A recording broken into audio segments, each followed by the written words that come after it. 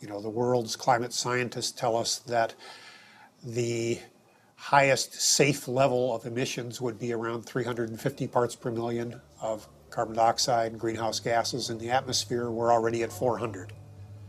They tell us that the sort of safest we could hope to do without having perilous implications as far as drought, famine, human conflict, major species extinction would be about a 2 degrees Celsius increase in temperature.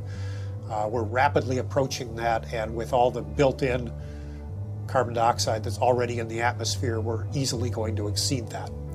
So on our watch, we are facing the next major extinction of species on the Earth that we haven't seen since the time of the dinosaurs disappearing.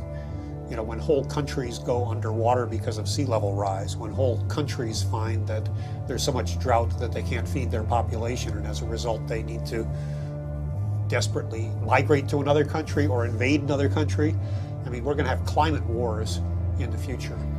And what about livestock and animal agriculture? Well, what about it?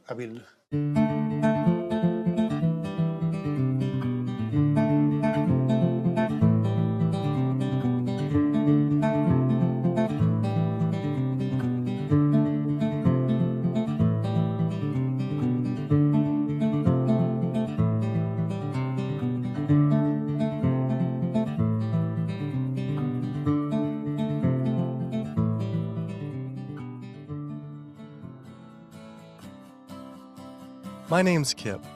This is me. I had a cliche U.S. American childhood. My mom was a teacher, my dad was in the military, and I have one sister. I played all the sports growing up, but I always loved the outdoors and camping. Life was simple, not a care in the world. And then this guy showed up. Like so many of us, I saw his film An Inconvenient Truth about the impacts of global warming, and it scared the emojis out of me. In Al Gore's film, he describes how our Earth is in peril. Climate change stands to affect all life on this planet. From monster storms, raging wildfires, record droughts, ice caps melting, acidification of the oceans, to entire countries going underwater. That could all be caused by humans' demands on the Earth. With scientists warning unless we take drastic measures to correct our environmental footprint, our time on this planet may be limited to only 50 more years. I wanted to do everything I could to help. I made up my mind right then and there to change how I lived and to do whatever I possibly could to find a way for all of us to live together, in balance with the planet sustainably forever. I started to do all the things Al told us to do. I became an OCE, Obsessive Compulsive Environmentalist. I separated the trash and recycling, I composted, changed all the light bulbs, took short showers, turned the water off when I brushed my teeth, turned off lights when leaving a room, and rode my bike instead of driving everywhere. But as the years went by, it seemed as if things were getting worse. I had to wonder, with all the continuing ecological crisis facing the planet, even if every single one of us adopted these conservation habits, was this really going to be enough to save the world? It just seemed that there was something more to the story. I thought I was doing everything I could to help the planet. But then, with one friend's post, everything changed. The post sent me to a report online published by the United Nations stating that cows produce more greenhouse gases than the entire transportation sector. This means that raising cattle produces more greenhouse gases than all cars, trucks, trains, boats, planes combined, 13% compared to 18% for livestock. This is because cows produce a substantial amount of methane from their digestive process. Methane gas from livestock is 25 to 100 times more destructive than carbon dioxide from vehicles.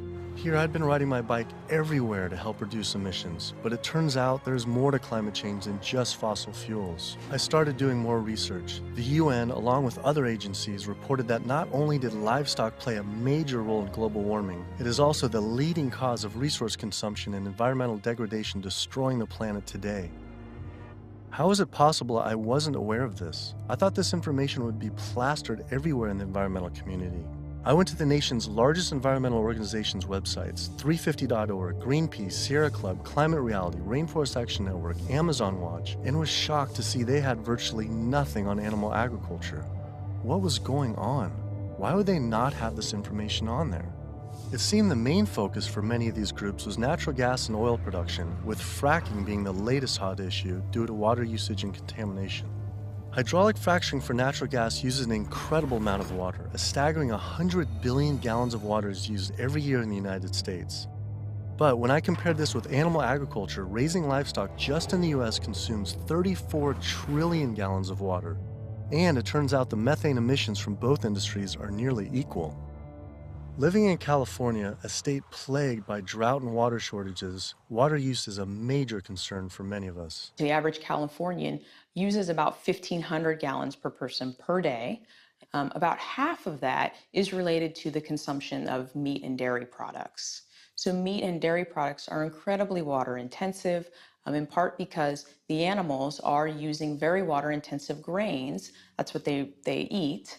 And so all of the water embedded in the grain and that the animal eats essentially is considered part of the virtual water footprint of that product.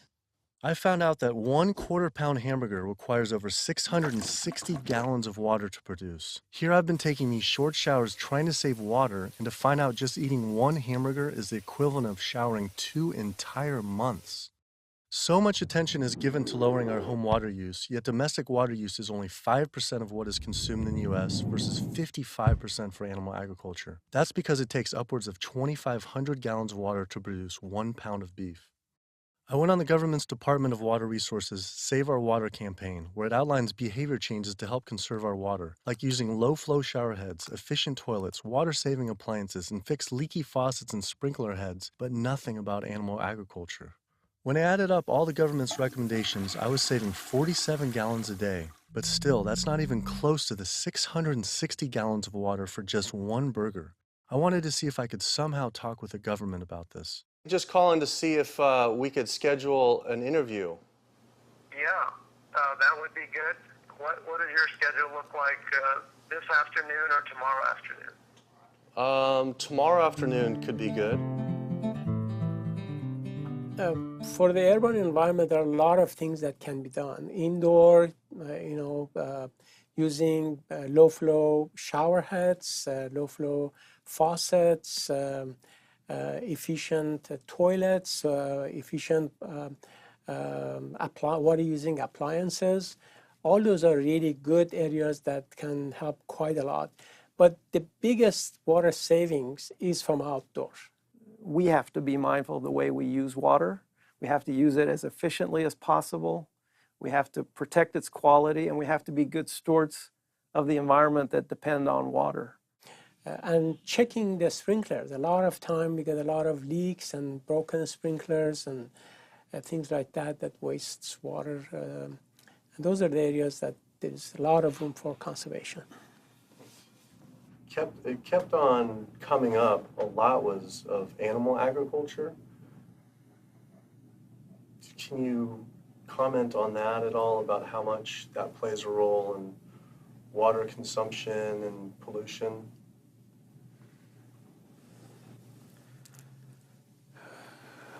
That's not my area.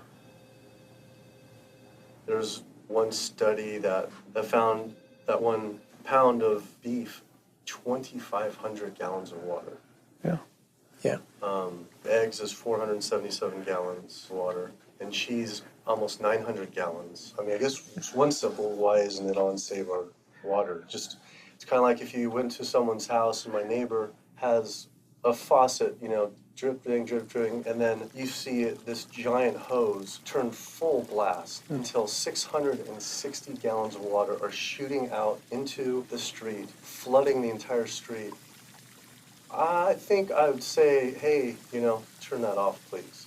It seems like it's a huge thing that we could be doing by far more than anything else. Just like, if that is really the case. I think that the water footprint of animal husbandry is greater than other activities. There's no ifs, and, or buts about it. That would be really powerful, just rather than waiting till we're in a drought. What do you think about just starting now, and whoever's in charge of the Save Our Water, hey, let's start encouraging people to eat less meat now, because these studies are coming out. I don't think that'll happen. Why? I don't think that'll happen. Why? Because of the way government is set up here. That's interesting, though. Why though?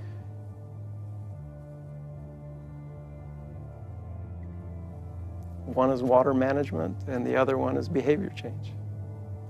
Behavior of taking showers and not watering your lawn and doing all that, that's behavior. Yeah. Wow. Clearly the government did not want to talk about this issue. Their inability to answer, along with the environmental organization's silence on the topic of animal agriculture, made it seem something more was going on. I started doing more investigating on the impacts of livestock and found out the situation was actually worse than I had thought.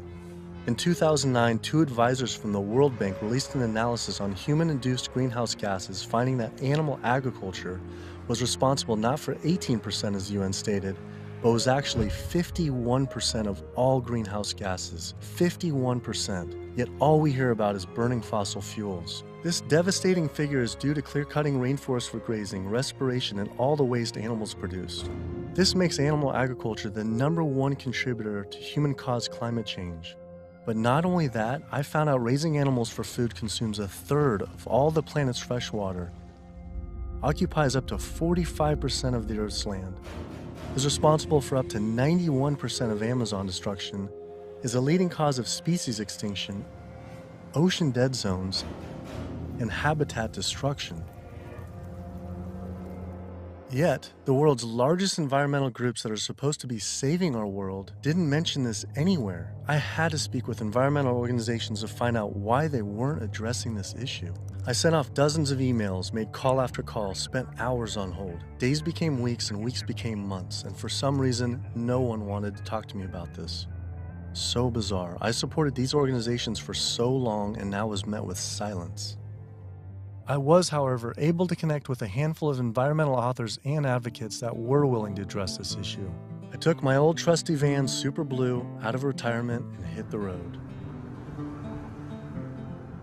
So my calculations are that without using any gas or oil or fuel ever again from this day forward, that we would still exceed our maximum carbon equivalent greenhouse gas emissions, the 565 gigatons, by the year 2030, without the electricity sector even, or energy sector even factored in the equation, all simply by raising and eating livestock. If you reduce the amount of methane emissions, the level in the atmosphere goes down fairly quickly, and within decades, as opposed to CO2. If you reduce the emissions to the atmosphere, you don't really see a signal in the atmosphere for 100 years or so. The single largest contributor to every known environmental ill known to humankind: deforestation, land use, water scarcity, the destabilization of communities, world hunger.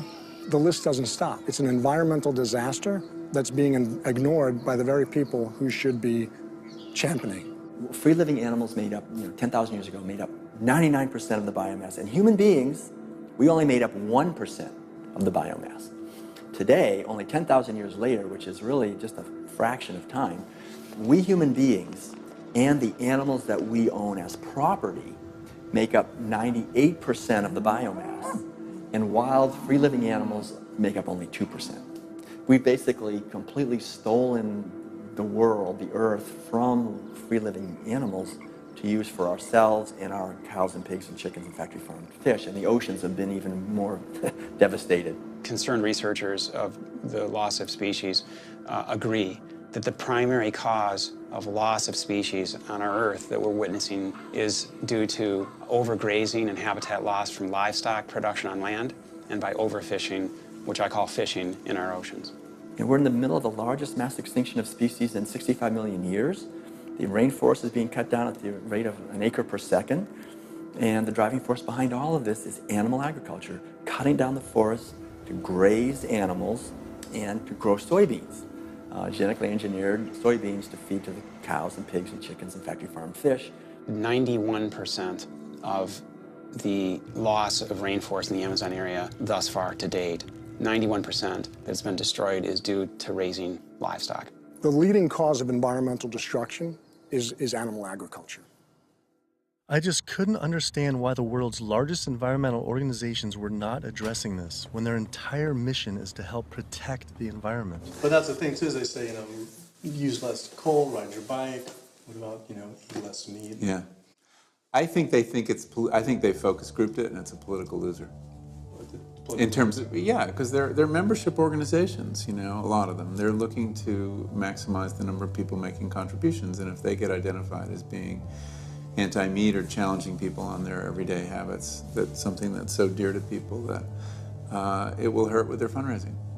They do not want to address the primary driving cause of environmental devastation, which is animal agriculture, because they're businesses and they want to make sure that they have a reliable source of funding. I went invited to a meeting with Al Gore and some years ago now, and made these methane arguments, and he was really pushed back. And that's just his argument. It's hard enough to get people to think about CO2. Don't confuse them. I think that the problem with a lot of organizations that are focused and have a laser focus don't go off message because they don't want to piss off another whole group of people that will make their lives difficult. If you listen to the majority of the major environmental organizations, they're not telling you to do much besides live your life the way you've been living it, but change your light bulb from time to time, drive less, use less plastic, recycle more. It's better for their fundraising and better for their profile to create a victim and perpetrator sort of plot line. It's like when we talk about the fact that when we have a dysfunctional family and the father is an alcoholic, that's the one thing no one talks about. Everybody goes around that, and yet it's the one thing that's causing the devastation in the relationships in the family, because no one wants to talk about it. How could these organizations not know? I mean, the issue is right in front of them. It's unmistakable at this point. And just like these organizations, they're falling over themselves to show the general public that climate change is human-caused. And in doing so, they completely fail to see what's right in front of them, that animal agriculture, raising and killing animals for food, is really what's killing the planet. That was it. No more emails, no more phone calls. I had enough. I realized if I wanted answers, I would have to go to these organizations' headquarters in person. Hi, how's it going? We're doing a full-length feature documentary, and it's on sustainability and animal agriculture plays a role. And we're seeing if we can talk to David Barr. David Barr? Yeah. Okay. Do you have an appointment with him?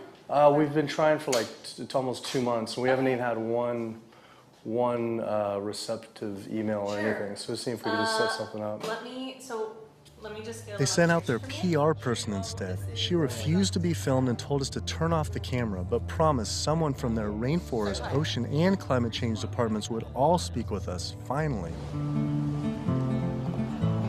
Next stop was to give Sierra Club a visit.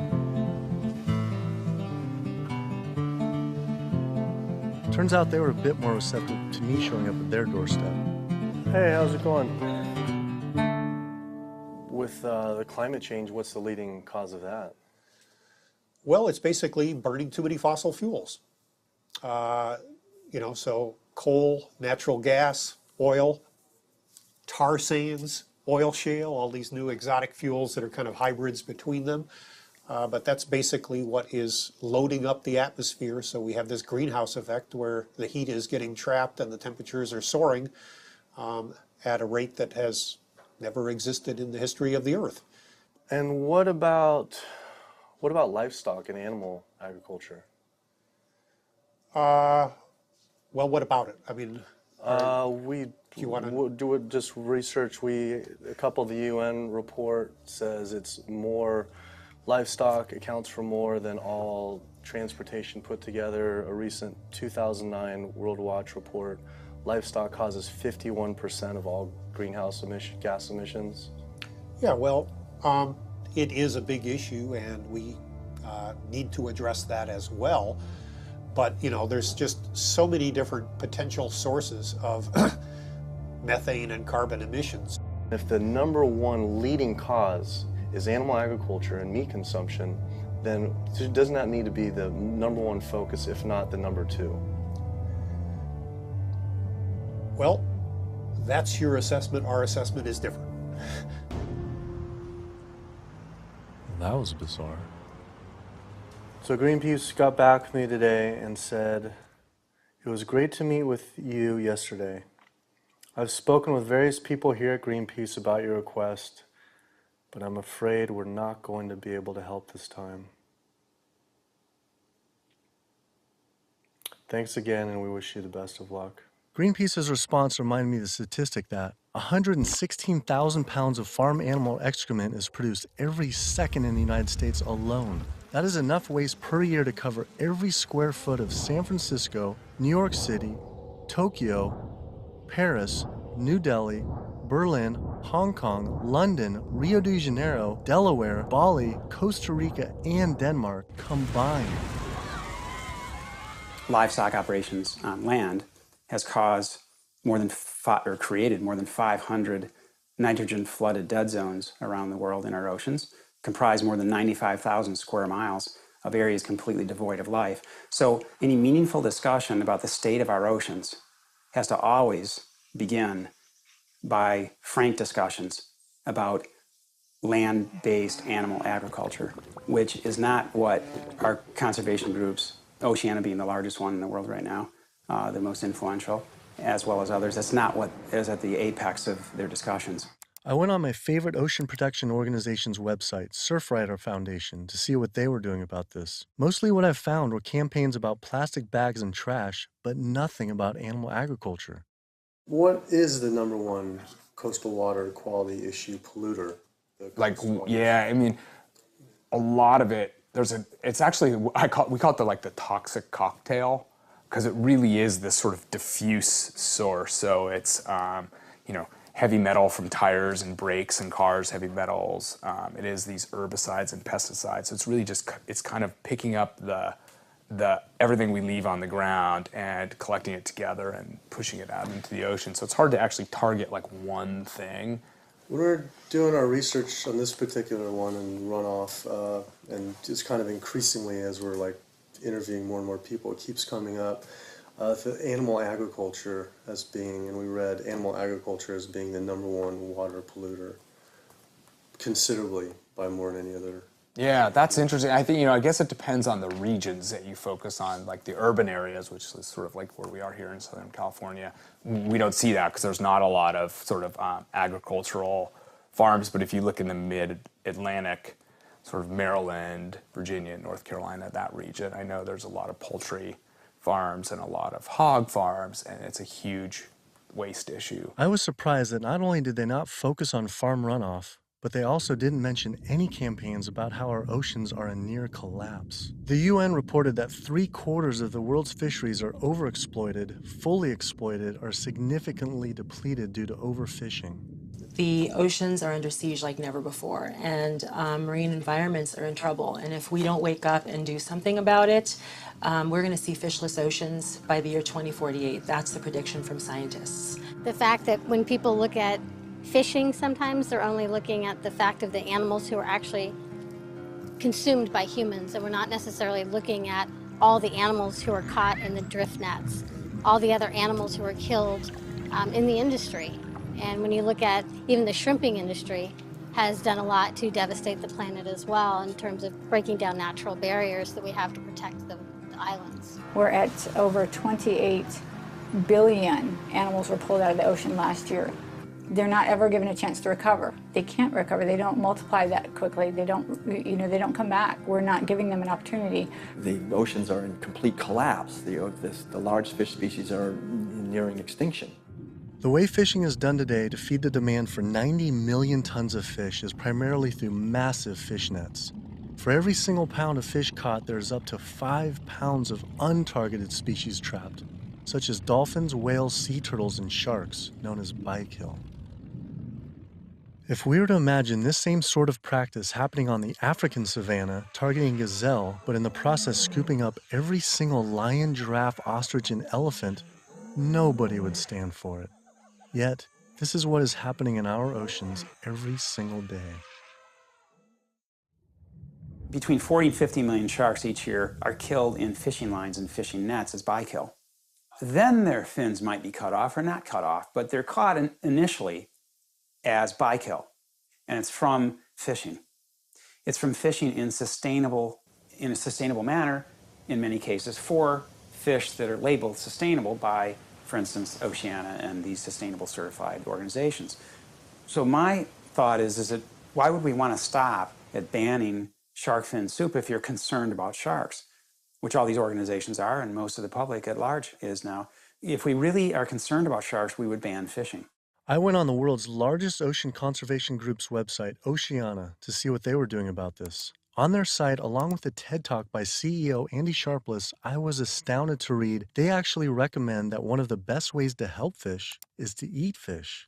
With the world's fish population in near collapse, this seems like saying the best way to help endangered pandas is to eat pandas. I couldn't understand how Oceana could say we could remove close to 100 million tons of fish per year, and that could somehow be sustainable and good for our oceans. Many of the species that are nearing extinction have done so, are being ravaged and becoming nearly extinct in a declining fashion and haven't recovered on the watch of Oceana and on the watch of Marine Stewardship Council, and very much on the watch of Monterey Bay Aquarium Seafood Watch, which I mentioned in one of my lectures. That's they're aptly named because that's what they're doing. They're sort of watching this happen instead of aggressively halting it.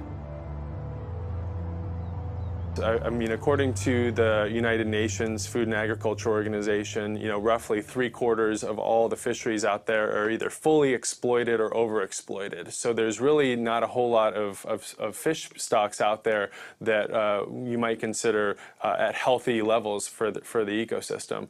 Watching Andy's TED Talk gave about feeding the world. In 1988, fish catch, as you mentioned, peaked at 85 million tons. How is it possible that we can sustainably catch 100 million tons by 2050, regardless if it's in a farm or if it's in the ocean? If for every pound of fish you're taking out, you're essentially taking out 5 pounds of wild fish, no matter whether it's a pond or it's in the ocean. How can that be sustainable?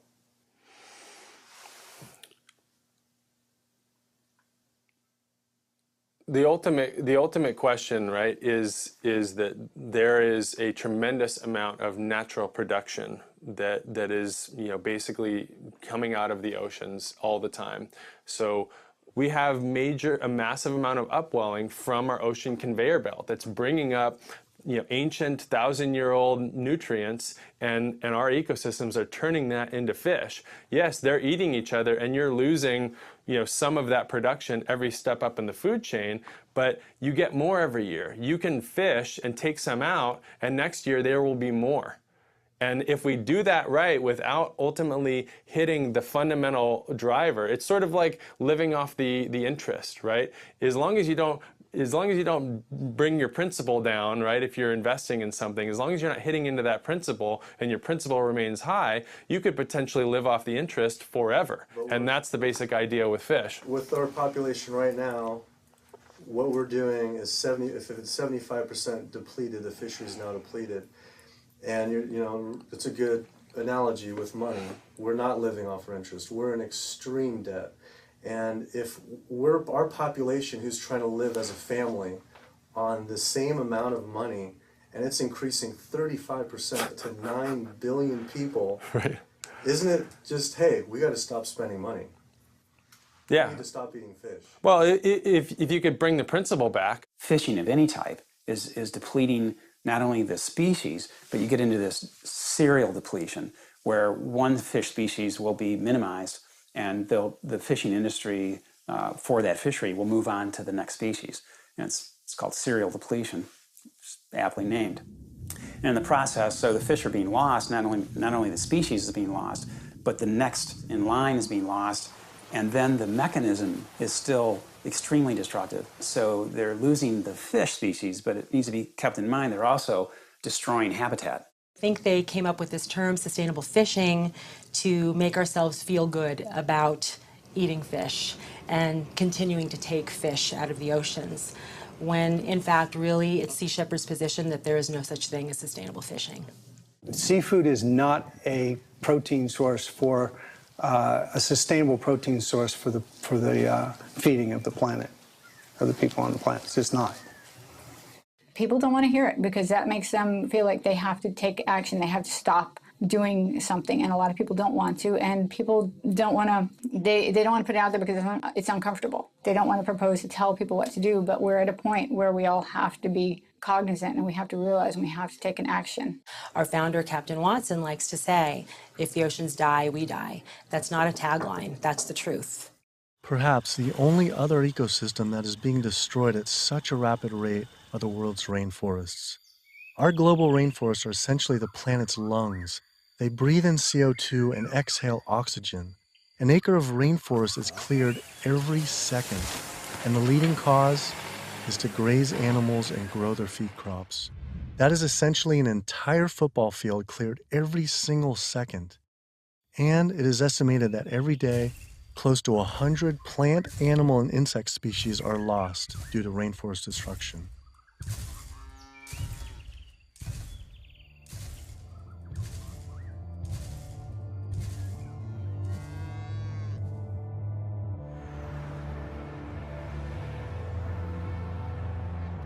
What is the leading cause, absolute leading cause of rainforest destruction? Human intervention into rainforests is the leading cause. And so it's either for logging or it's for agribusiness. And that's when you're looking at the top global drivers, it will vary a bit by the rainforest that you're talking about. But the way that we're choosing to use these natural resources on a large industrial scale is the leading driver. When I went on Rainforest Action Network's website, I couldn't believe I didn't see anything about cattle. But I did see they had a large campaign against palm oil. Palm oil plantations are causing tremendous deforestation in the Indonesian rainforest. It is estimated that palm oil is responsible for 26 million acres being cleared. Though, compared to livestock and their feed crops, they were responsible for 136 million acres of rainforest lost to date. But on their website, I was shocked to find cattle was not included as one of their 4 main key issues. Instead, they focused on palm, pulp and paper, coal, and tar sands. How could they not have the leading cause of rainforest destruction? I had to wonder, why focus on fossil fuels and not cattle? Is it more fossil fuels or is it more animal agriculture? I don't know why we would ever do a one or the other. I'm just wondering, what more is it? I don't necessarily know what it is. Could the executive director of one of the world's largest rainforest protection groups honestly not know what was going on? Or even worse, were they hiding it on purpose? And if so, why? I immediately went to Amazon Watch to see if they would say what the leading cause of rainforest destruction truly is. The most biologically and culturally diverse place on the planet is under massive attack right now. The Amazon rainforest itself could be gone in the matter of the next 10 years. What is the leading cause of rainforest destruction? The leading cause of rainforest destruction, I would say, well, just to put it into the context of what Amazon Watch works on, there's many drivers of deforestation, as we call them. Many different reasons and ways that the rainforests are destroyed.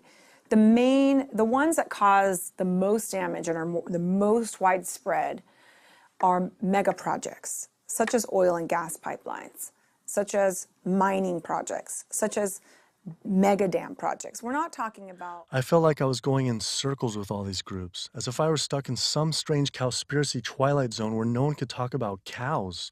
I couldn't believe these organizations just wouldn't say what the leading cause of rainforest destruction truly is. I had to ask one more time. It's hard to say what is the leading cause of deforestation of the Amazon because they're all destructive: oil and gas, mining, dams, agriculture. But in terms of land use, in terms of the amount of land that is destroyed by when we talk about, in comparison, all those different causes of deforestation, what is causing the most trees to fall, for example, I think it would definitely be agriculture. Unfortunately, one of the biggest causes of deforestation Definitely in the Brazilian Amazon is agribusiness, cattle grazing, and soy production in particular. This is really what's going on. Why do you think that's like no Greenpeace or no one's really saying the whole story? The whole story about one of the main cause of deforestation. And I think you brought up some really good points about why isn't anybody doing anything about this? And I think in Brazil in particular, I think when we look at what happened after the Forest Code was passed, and people who were standing up against the lobbyists and the interests, the special interests, the cattle industry, the agribusiness industry, what was happening to them? A lot of people who were speaking out got killed. And if you look at, say Carlos, you look at Claudio, there's people who are putting themselves out there and saying, cattle ranching, is destroying the Amazon. A lot of those people who are really putting themselves out there, and look at Dorothy Stang, the nun who lived out in Pará, who was killed. A lot of people will speak up. A lot of people just keep their mouths shut because they don't want to be the next one with the bullet to their head. Sister Dorothy Stang was a U.S.-born nun living in the heart of the Brazilian rainforest. Her life's work was to protect the Amazon. She spoke out openly against the destruction of rainforests from cattle ranching for years. Walking home one night, she was brutally gunned down at point-blank range by a hired gun from the cattle industry.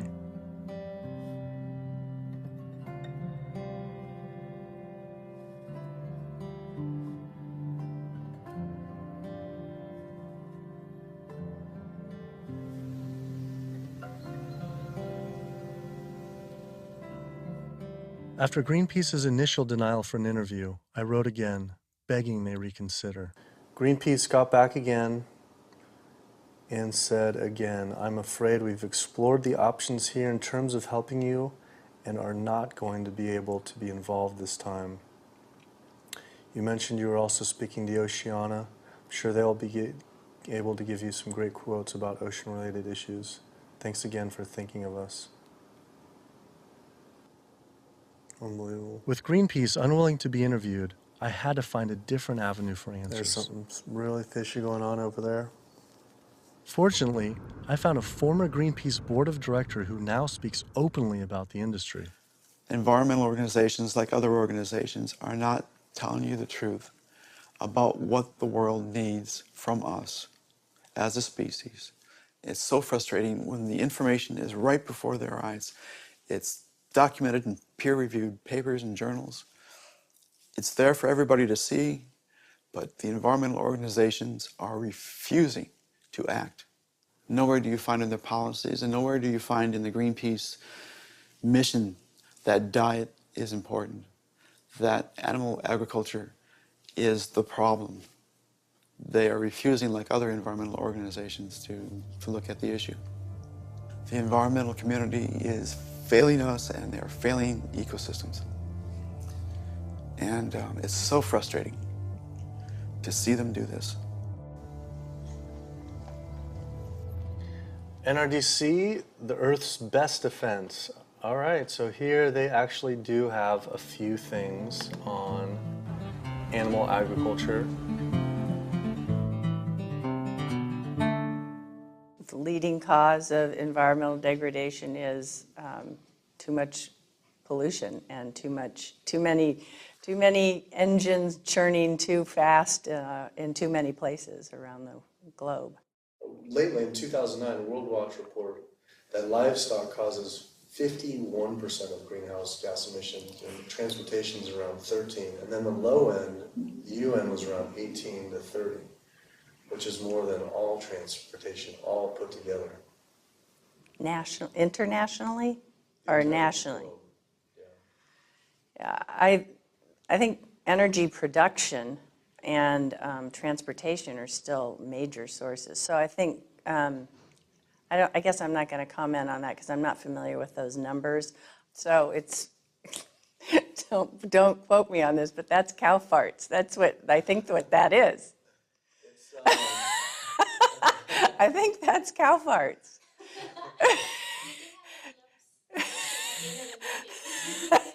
Well, that's part of the story. Methane production from cows and other livestock's flatulence is a major contributor, but mostly it is due to deforestation and the waste they produce, which is 130 times more waste than the entire human population, virtually all without the benefit of any waste treatment.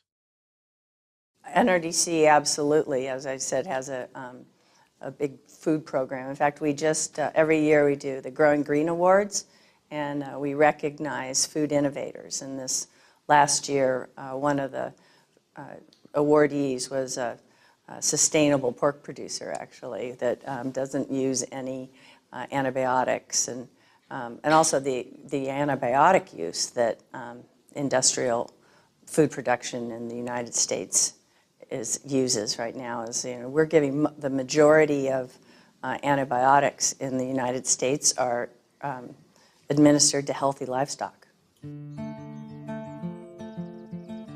I wanted to visit one of these sustainable farms. I found the Markegard grass-fed beef farm on the lush, misty California coast.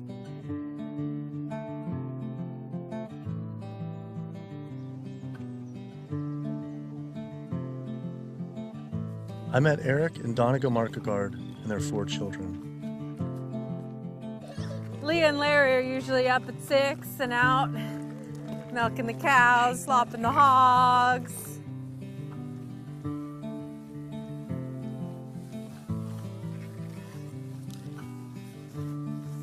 Altogether, we graze about 4,500 acres. And this is our home ranch. And this is 952 acres of that. On average, it's about 1 cow or cow and a calf per every 10 acres. We would produce annually roughly 80,000 pounds of finished plate-ready meat.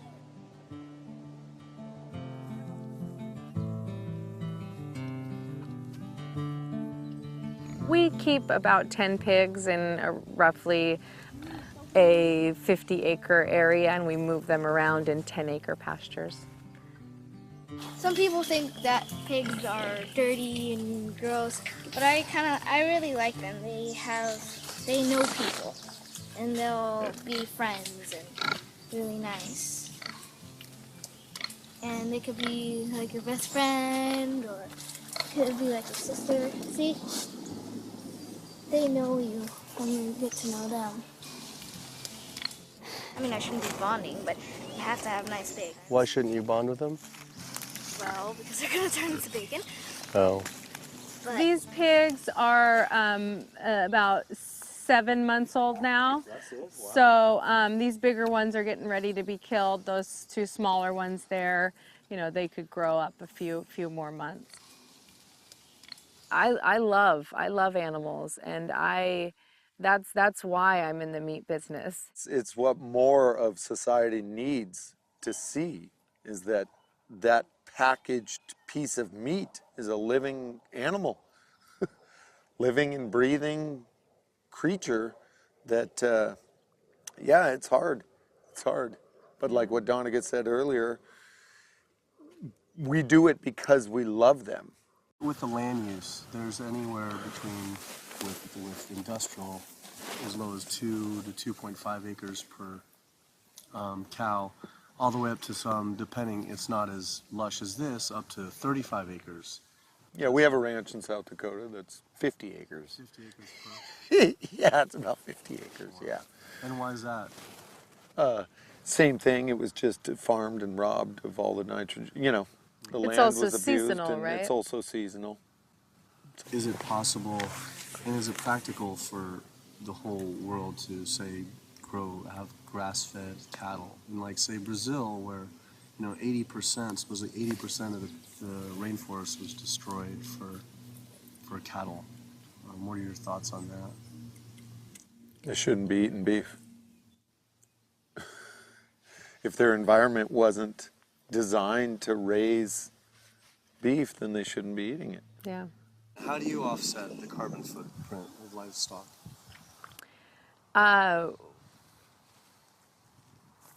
We don't feel like livestock have a carbon footprint. I left there feeling confused. And as far as grass-fed beef not having a carbon footprint, it actually sounded like it could make sense until I added up the numbers on land use and population. If we were to use the market guard model of raising animals, which requires 4,500 acres producing 80,000 pounds of meat, the average American eats 209 pounds of meat per year. If that was all grass-fed beef, only 382 people could be fed on their land. That equates to 11.7 acres per person times 314 million Americans, which equals 3.7 billion acres of grazing land.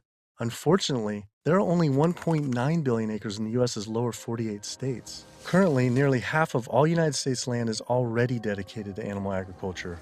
If we were to switch over to grass-fed beef, it would require clearing every square inch of the United States, up into Canada, all of Central America, and well into South America. And this is just to feed the United States' demand on meat. But that figure doesn't even take into consideration that much of that land isn't suited to graze livestock. We would have to convert all mountain ranges to grassland, clear ancient forests and national parks to grazing, and demolish every city just to make room to graze cows.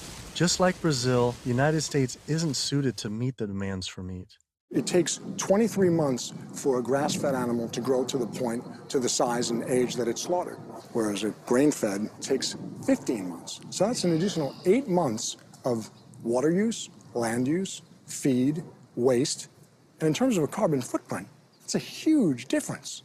Turns out, due to land use, grass-fed beef is more unsustainable than even factory farming. I had to come to terms with the fact there was no way to sustainably raise enough animals to feed the world's current demand on meat, and had my doubts on dairy as well. But I did want to talk with a premier organic dairy company to see if they believe their product was sustainable for the world's population. It requires a lot of inputs to produce milk. The feed, the water, the land, it does. And it may not be practical to expect that there can be enough dairy production produced in a sustainable way to feed the entire world. I just don't think that that's necessarily a given. I think it's maybe too much to expect that the world can be fed with dairy in a sustainable way. I don't know the answer, but common sense would say that's a long shot. I was shocked to hear such an honest answer.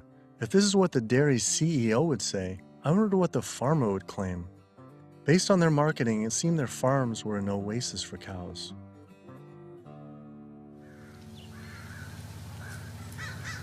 It was not what I expected.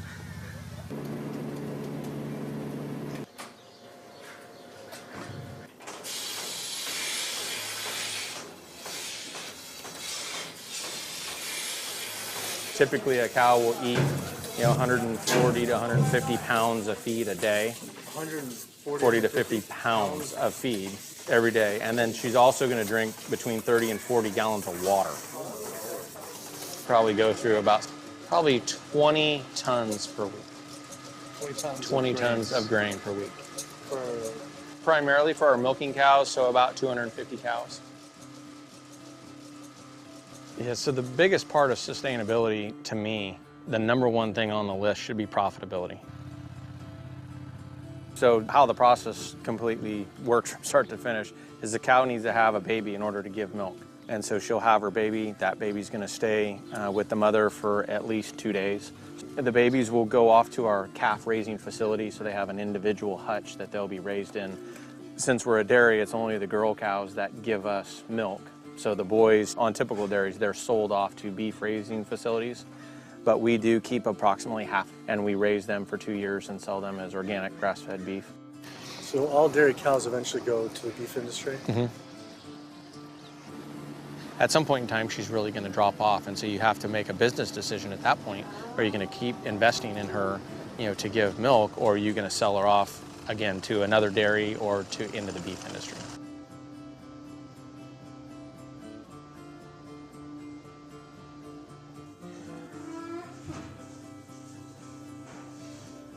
There's very few places on this planet that have this type of environment.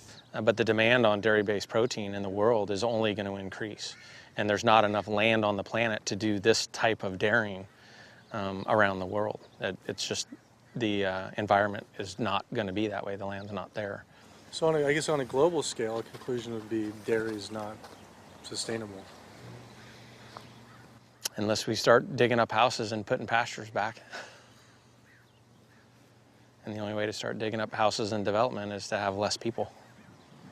We only know that population is going to continue to grow. So that means more commercial dairying, I'm sure. Either that or some low demand by the people. Yeah, or some other product's going to take its place. I mean, we see there's all sorts of soy milks and almond milk and a lot of other products that are coming out, and different blends, where you take juices and proteins, and I think you'll see a lot more of that. He was right. How could cow's milk be sustainable? For when 1 gallon of milk, it takes upwards of 1,000 gallons of water to produce. Doing research on grass-fed livestock, I kept coming across the work of Alan Savory. Almost a third of the planet's land is becoming desert, with the vast majority due to livestock grazing. Savory claims that the best way to reverse this desertification is to actually graze more animals. This reminded me of Oceana saying the best way to help fish is to eat fish. This is the same man, during the 1950s, working as a research officer for the game department of what is now Zimbabwe, came up with a theory, in spite of scientific evidence, that actually elephants were the cause of desertification there. And his solution was convincing the government to kill 40,000 elephants. Yet, after 14 years of relentless slaughter, the conditions only got worse. His theory was wrong. The culling finally ended, but not until tens of thousands of elephants and their families were killed. This is not someone I would ever take ecological advice from.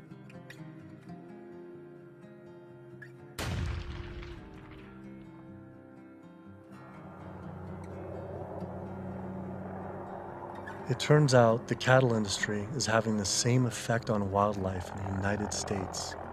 The government has been rounding up horses en masse, and we now have more wild horses and burros in government holding facility, 50,000 wild horses and burros in government holding facilities than we have free on the range. Basically, you have ranchers who get to graze on our public lands for a fraction of the going rate. So they're getting like this huge tax subsidy. It's about 1/15 of the going rate. And what the Bureau of Land Management has to do is say how much forage and water is on the land, and then they divvy it up. They give so much to the cows, so much to wildlife, and so much to the wild horses and burros. And what we see is the lion's share of the forage and water is going to the livestock industry. And then they scapegoat the horses and burros and say, oh, there are too many horses and burros, let's remove them. I always tell people that wild horses and burros are just one of the victims of the management of our public lands for livestock, because we also see the predator killing going on. We know wolves are now being targeted by ranchers to get rid of wolves. USDA has aircraft, and all they do is aerial gunning of predators. So all a rancher does is call up and say, I've got a coyote here. They'll come over and they'll shoot the coyote, or they'll shoot the mountain lion, or they'll shoot the bobcat. And this is all for ranching. In Washington State, after cattle were found to be attacked on public lands where they were grazing under permit, Washington State decided to kill the entire wedge pack of wolves. And those wolves were not introduced. They had in-migrated from Canada, but they're no longer there. It starts at the local level with the Bureau of Land Management, but then it goes all the way to Congress. And we see Congress sitting there willing to allow this type of mismanagement of our public lands to continue. It is the insistence of and the lobbying power of the animal agriculture industry that continues to see wolves killed, continues to see an insistence that predators be maintained at a low level that does not benefit ecosystems. I've seen so many pieces of land, I've looked at so many environmental assessments from the Bureau of Land Management where they say the rangelands are not meeting standards. And they say straight up, livestock grazing is a cause for not meeting range standards, and yet they will continue to allow livestock grazing. They're at the very core of making sure that cougars are treed by hounds, and that wolf packs are run down, and that hunting seasons are opened up year-round, and that traps are set so that they can suffer. If anyone cares about wild horses and wildlife and public lands and the environment, you can't ignore the livestock, the impact, the negative impact that livestock grazing is having on our public lands in the West. I've added up the costs of animal food production that the producers don't actually bear themselves. These are the hidden costs or the externalized costs that they impose on society. And those are in categories like healthcare, environmental damage, subsidies, damage to fisheries, and even cruelty. If you take those externalized costs, which are about $414 billion, if the meat and dairy industries were required to internalize those costs, if they had to bear those costs themselves, the costs of the retail prices of meat and dairy would skyrocket. So a $5 carton of eggs would go to $13. A $4 Big Mac would go to $11. The problem with these externalized costs being imposed on society is that whether you eat meat or not, whether you're an omnivore or an herbivore, you are paying part of the costs of somebody else's consumption. So that when somebody goes into a McDonald's and buys a Big Mac for $4, there's another $7 of costs that's imposed on society. I'm paying that. You're paying that, whether you eat meat or not.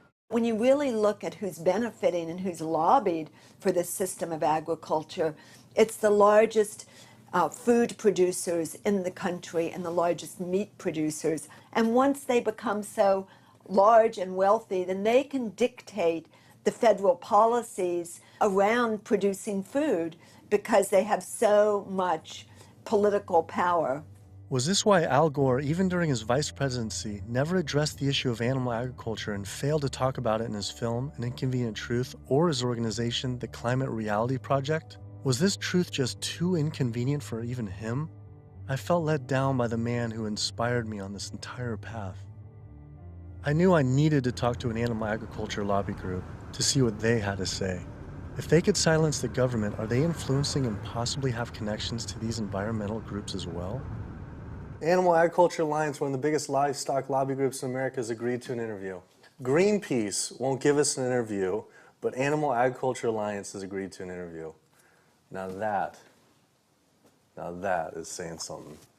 People hear the word GMOs, and that's a really scary term. And again, I think agriculture has kind of struggled to explain what that means. But in reality, what we've done is to use technology to make advancements in how we raise crops and how we raise animals. We're not going to feed the world, going back to how it was 100 years ago, where all the animals were, pasture fed.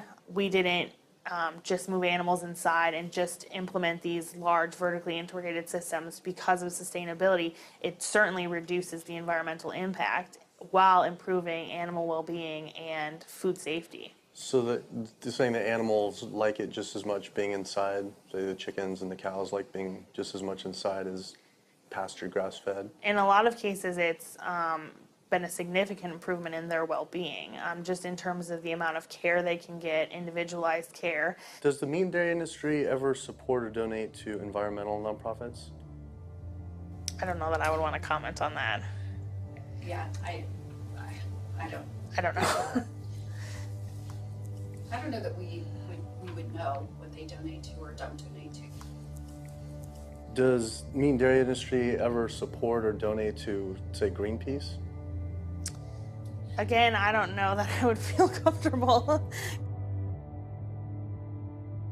Hey, sorry we didn't get back to you earlier. I have some bad news. Unfortunately, we are no longer able to fund your film project.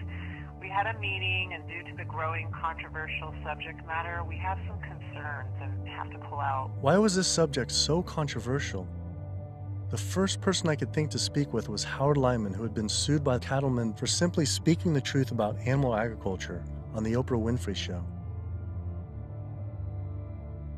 I was born on the largest dairy farm in the state of Montana in 1938. Grew up my entire life on a livestock farm, went to Montana State University, got a degree in agriculture, came back and started a mega agriculture endeavor where I had 10,000 acres of crop, 7,000 head of cattle, and about 30 employees. So I spent 45 years of my life in animal agriculture, and so I've been there, done that. When I was on the Oprah show, we had the food disparagement law. Now, the food disparagement law, in my opinion, was unconstitutional, but what it basically said, that it was against the law to say something you knew to be false about a perishable commodity. I didn't say anything on the Oprah show I thought to be false. I went there and told the truth. Now, it took 5 years and hundreds of thousands of dollars to end up extricating myself from the suits from the cattle industry. But if I was to go on the Oprah show today, say exactly the same thing today that I said back then, I would be guilty. And for me, when they were talking about the food disparagement law, it was the fact of whether I told the truth or not. You can go today and tell the truth, and you will be guilty, because if you cause a disruption in the profits of the animal industry, you're guilty under the Patriot Act. Do you think there should be any concern of us making this documentary? Of course. If you don't realize right now that you're putting your neck on the chopping block, you know, you better take that camera and throw it away. The animal agriculture industry is one of the most powerful industries on the planet. I think most people in this country are aware of the influence of money and industry on politics, and we really see that clearly on display with this industry in particular. Most people would be shocked to learn that animal rights and environmental activists are the #1 domestic terrorism threat, according to the FBI. And why is that? It's a difficult question to answer, why these groups are at the top of the FBI's priorities. I think a big part of it is that they, more than really any other social movements today, are directly threatening corporate profits. You know, when we try to find out how factory farms and how animal agriculture is polluting the environment, they try to claim exemptions to that information, either under national security terms or public safety, trademark issues, business. It's a business secret. We've seen all these attempts to keep people in the dark about what they're actually doing. You know, one of the largest industries on the planet with the biggest environmental impact, trying to keep us in the dark about how it's operating. Through the Freedom of Information Act, we obtained documents from the Counterterrorism Unit that show they are monitoring my lectures, media interviews like this one, my website, my book. Are we at risk filming this and showing it? You're going up against people that have massive legal resources. I mean, it's just overwhelming, the amount of money at their disposal, and you have nothing. And I think that fear is a big part of the tactic as well. Will was right. I was scared. When I learned about the activists being killed in Brazil, I was disturbed, but I felt removed. But to learn about American activists and journalists being targeted by the industry and FBI, my funding being dropped, I was genuinely worried and it hit close to home. Was this why no one was willing to talk about the issue? I decided to take precautionary measures with all the footage I shot.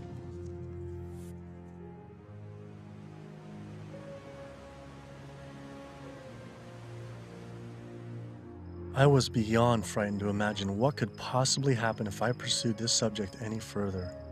It seemed the only decision to make was to put down the cameras and walk away. But then, I realized this issue was way bigger than any personal concern I could ever have for myself. This was about all life on Earth hanging in the balance of our actions. Now you either live for something or die for nothing. And I actually had no choice all along. I decided then to surrender not to fear from the secret, but rather to a cause towards truth. I couldn't be like these environmental organizations and sit silently while the planet was being eaten alive right in front of our eyes. I had to stand up and continue on.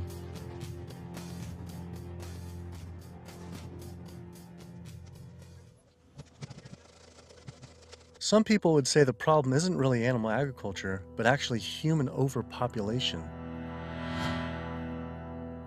In 1812, there were 1 billion people on the planet. In 1912, there were 1.5 billion. Then, just 100 years later, our population exploded to 7 billion humans. This number is rightly given a great deal of attention, but an even more important figure when determining world population is the world's 70 billion farm animals humans raise.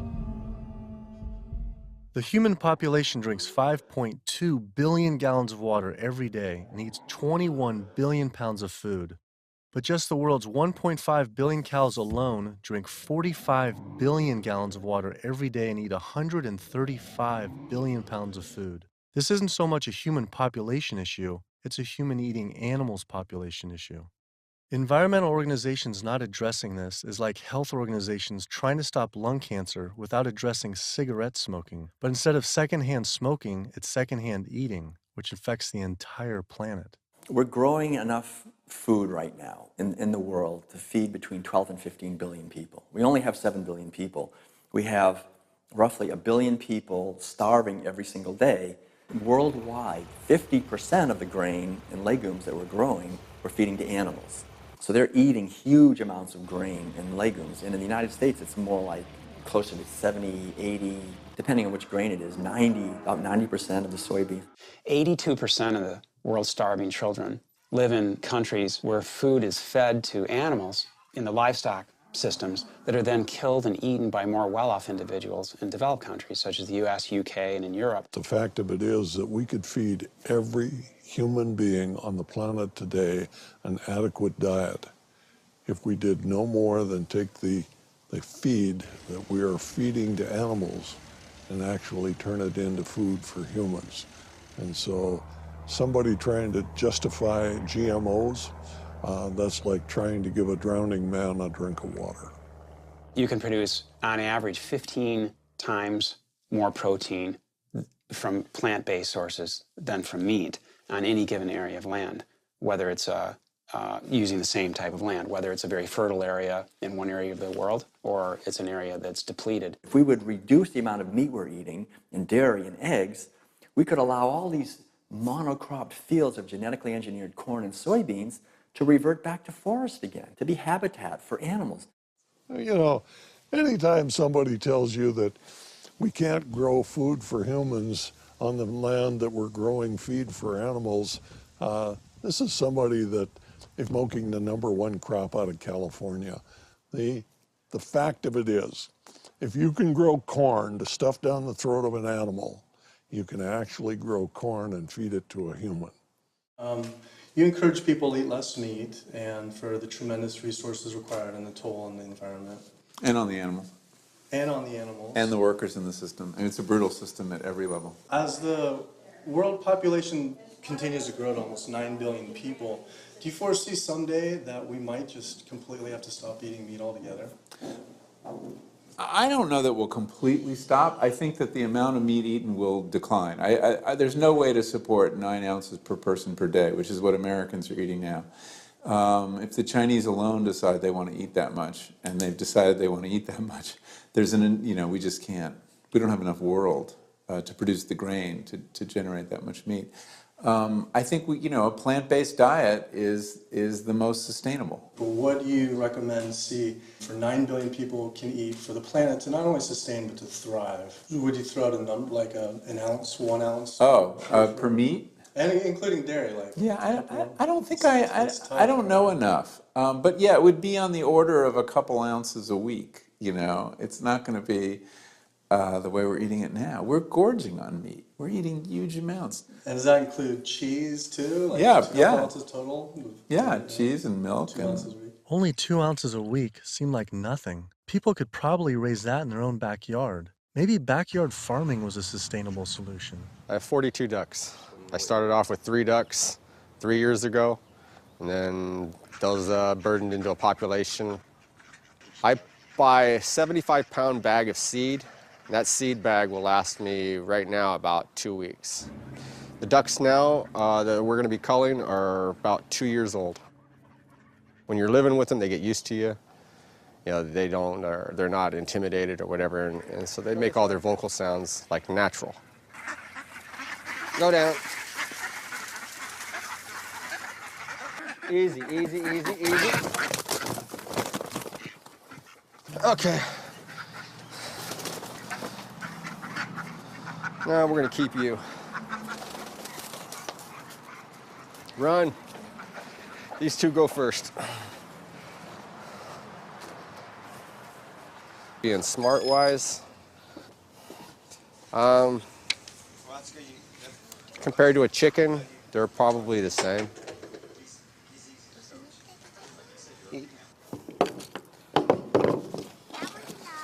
Yeah, he is. Alrighty. Okay. Right there.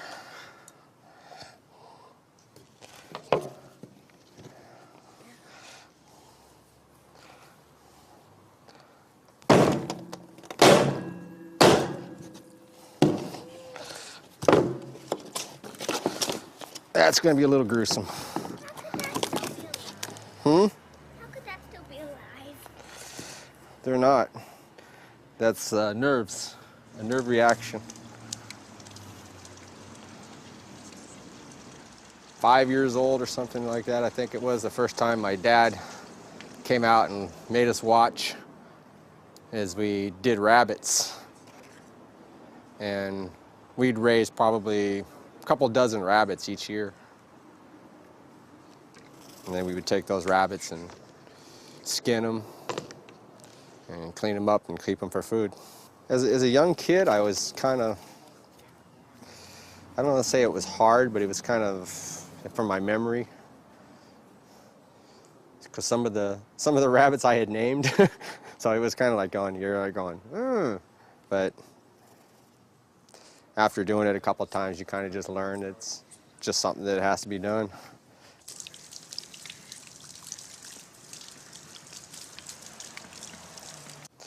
Not the fingers. I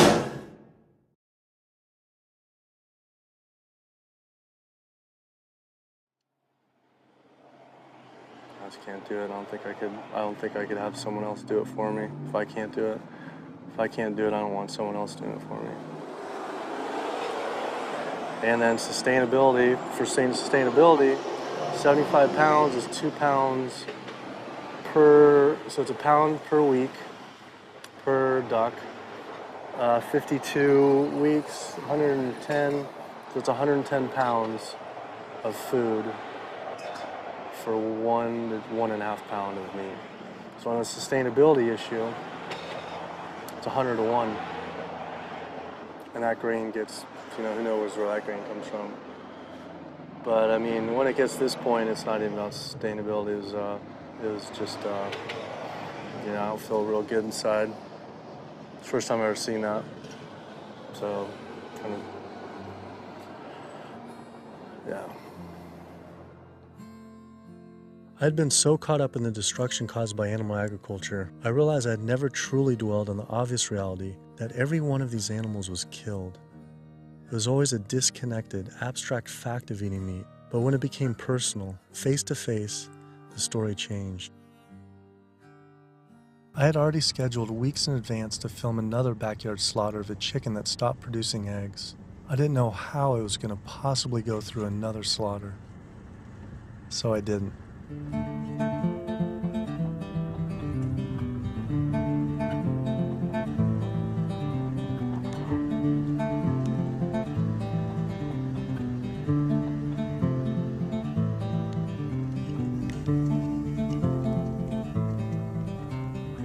Animal Place is a farm animal sanctuary in Northern California that focuses on rescuing animals from the animal agriculture industry.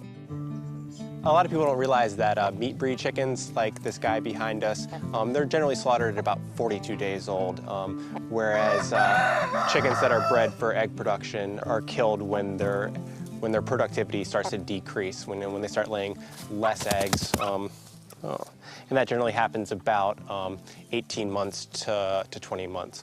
It doesn't matter if you buy caged eggs, eggs from hens on cage-free farms or free-range farms or pasture-based farms. Hi, Carol. It doesn't matter.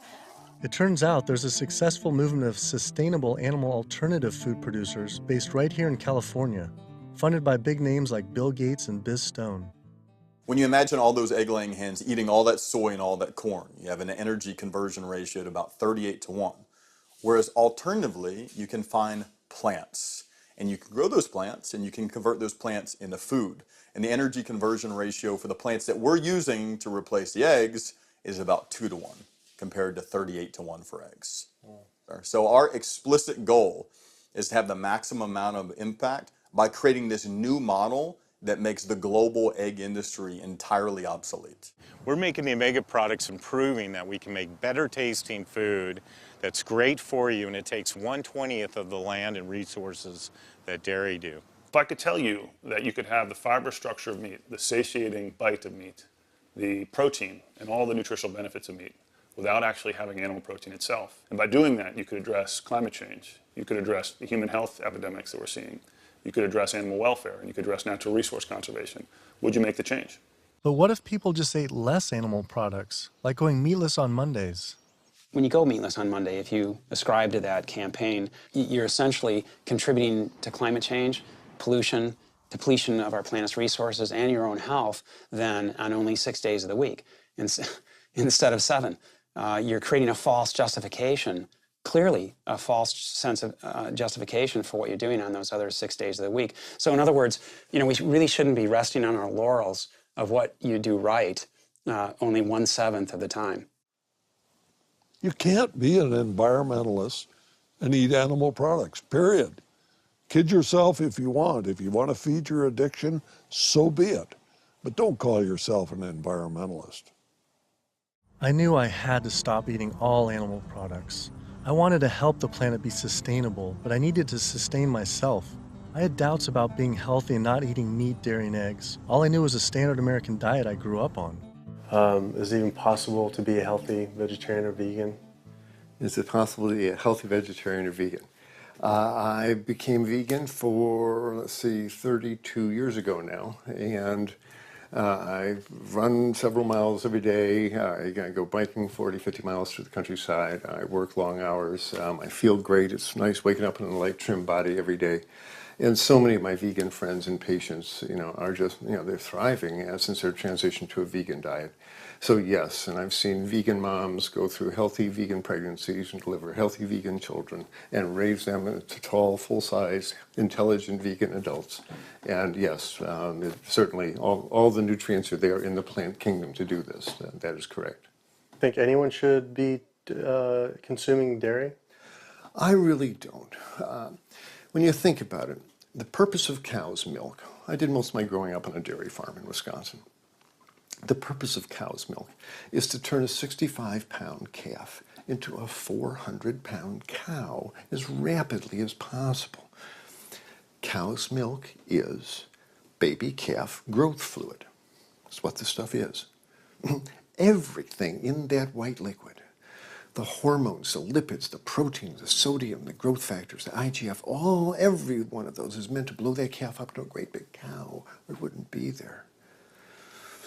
And whether you pour it on your cereal as a liquid, whether you clot it into yogurt, whether you eat it into cheese, whether you freeze it into ice cream, it's baby calf growth fluid.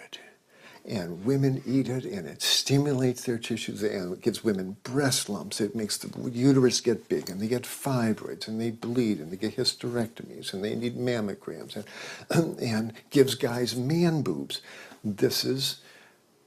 Cow's milk is the lactation secretions of a large bovine mammal who just had a baby. It's for baby calves. I tell my patients, go look in the mirror. Do you have big ears? Do you have a tail? Are you a baby calf? If you're not, don't be eating baby calf growth fluid in any level. There's nothing in it people need. It was a relief to hear I didn't have to eat any animal products to be healthy and even thrive, but I still thought you needed animal manure to grow organic agriculture. It turns out there's an entire movement with people growing food without any animal inputs. I visited Earthworks Urban Farm in Detroit, where they are working with and growing food for the low-income community. We tend to see ourselves as individuals in a bubble, and forget that we inhabit this land and this earth with other creatures. And so we have to learn how to share more, I guess. Josh here is working on his garden. You'll be surprised what you can do with what seems to be not a lot of space. About a 4x8. Yeah. What's your goal this year? How much do you think you can maximize that? I would push for 100 at least. 100 pounds. At least.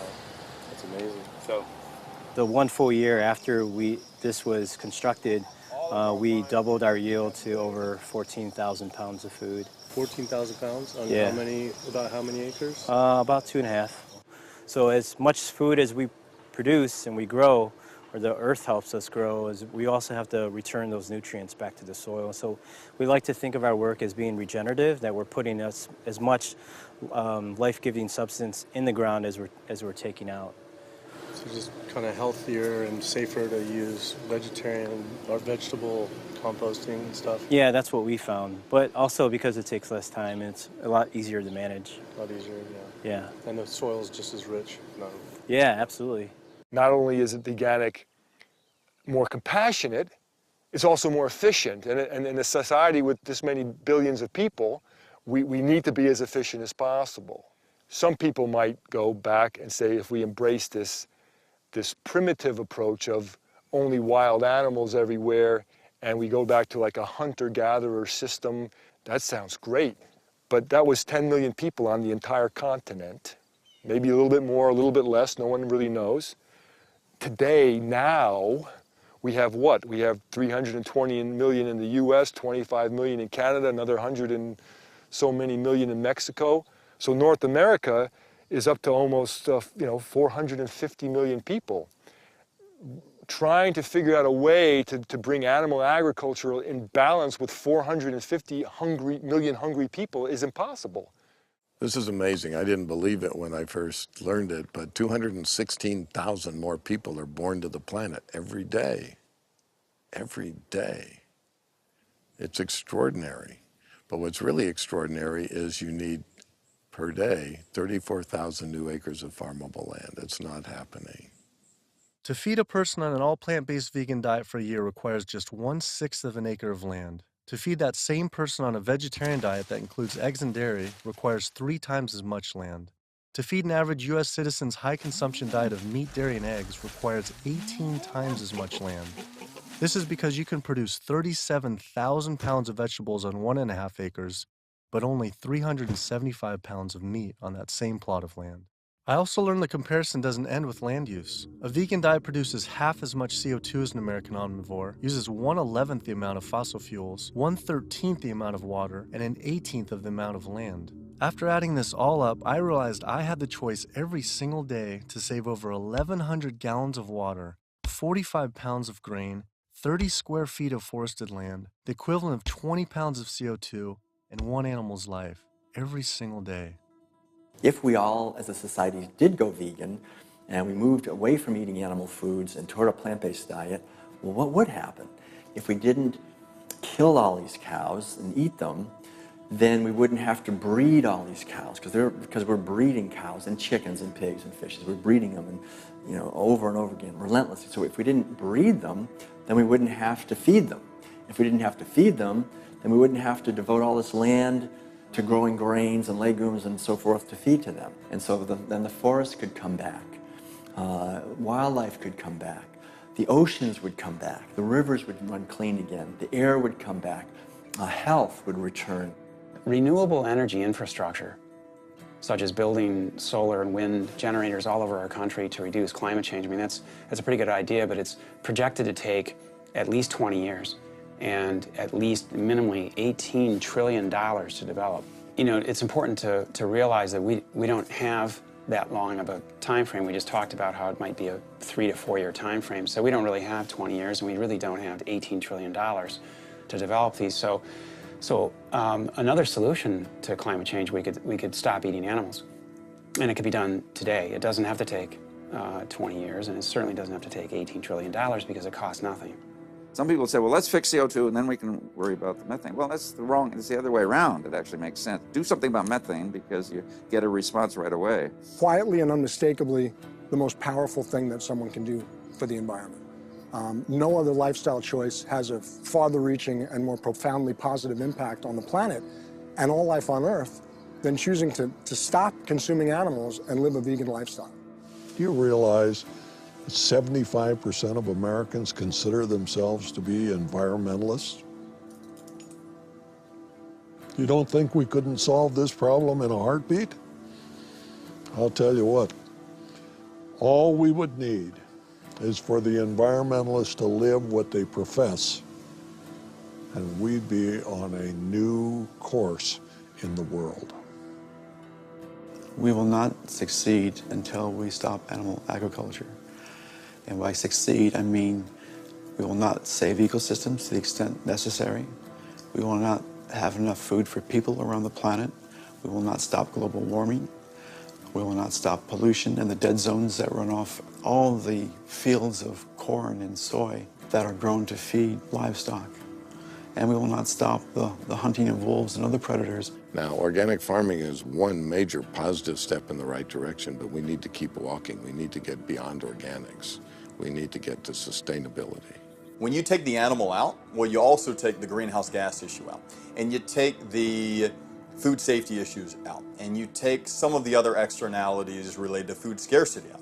But one thing that's amazing is, I think you put our values back in. You put values like compassion and integrity and kindness, values that are natural to human beings. You put that in. You build that back into the story of our food. And I think as this begins to progress, I think it also helps people to pause before they eat that egg, before they eat that steak, before they eat that chicken nugget, and ask themselves, is that really what they want? Or do they actually want something more? I had to come to the full conclusion the only way to sustainably and ethically live on this planet with 7 billion other people is to live an entirely plant-based vegan diet. I decided instead of eating others, to eat for others. At first, like these environmental groups, I was afraid of what it'd mean to change, but now I embrace it. All this talk about sustainability sounded like our planet was on some sort of life support, and I don't want her to simply survive or to sustain, but to thrive. Life today is not about sustainability, it's about thrivability. She's given so much to us for so long, it was time to give back. 108% of everything we have. It felt good. It was in alignment. And we see this movement not just about providing cheaper and inexpensive food that everyone can have, but also a spiritual move. A move towards understanding who we really are and how we can really connect to each other. Do what you can do as well as you can do it every day of your life, and you will end up dying one of the happiest individuals that ever died. We become part of a gathering momentum of other people that's happening. This is really what's happening. This is the news. Selflessness is a nice way to be. It has all these benefits for yourself as well as the planet and other people. So it's a beautiful way to live. Ecologically, it just feels better. This is about massively transforming how our society eats because it's a necessity. It's acting on what we know and acting kindly and gently on the whole planet and with other people to accomplish the goals of living better. We can do it, but we have to choose to do it. You can change the world. You must change the world.